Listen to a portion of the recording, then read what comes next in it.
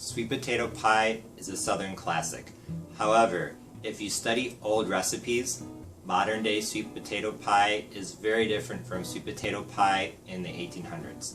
My recipe is based off of a recipe by Abigail Fisher, an emancipated slave who published a cookbook in the late 1800s. Not only is it unique and delicious, it's also much lower in calories than most modern day sweet potato pie recipes. If I've piqued your curiosity, let's take a look. I started off by poking holes in a large sweet potato, wrapping it in plastic wrap, and microwaving it on high in the microwave for 6 minutes. I then peeled it and used 3/4 of a cup or 250 grams to make the pie. 1 tablespoon of butter,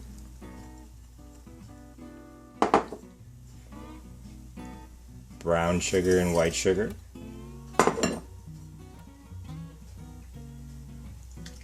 half a cup of evaporated milk,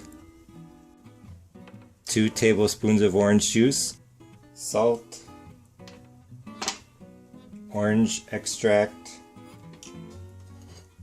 orange zest, 1 teaspoon, 3 eggs. Then beat for 2 to 3 minutes. As with many traditional custard pie recipes, the original recipe calls for separating the egg whites from the yolks and beating the whites into a meringue. By folding the meringue into the other ingredients, the pie is supposed to be especially light and fluffy. So if you make this recipe and you whip the whites into a meringue, let me know how it turns out. Once the filling is in the shell, bake at 350 for 45 minutes.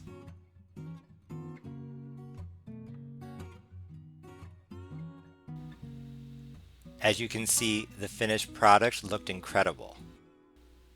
Although orange and sweet potato might seem like an odd combination, people in Argentina like to combine citrus with sweet potato, so the first time I read the recipe, I knew it was going to be good.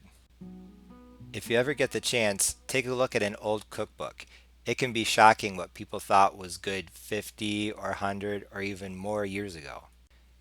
And as I said earlier in the video, by only using 1 tablespoon of butter, evaporated milk instead of cream, and replacing some of the sugar with citrus, this sweet potato pie is a lot lower in calories than most modern recipes.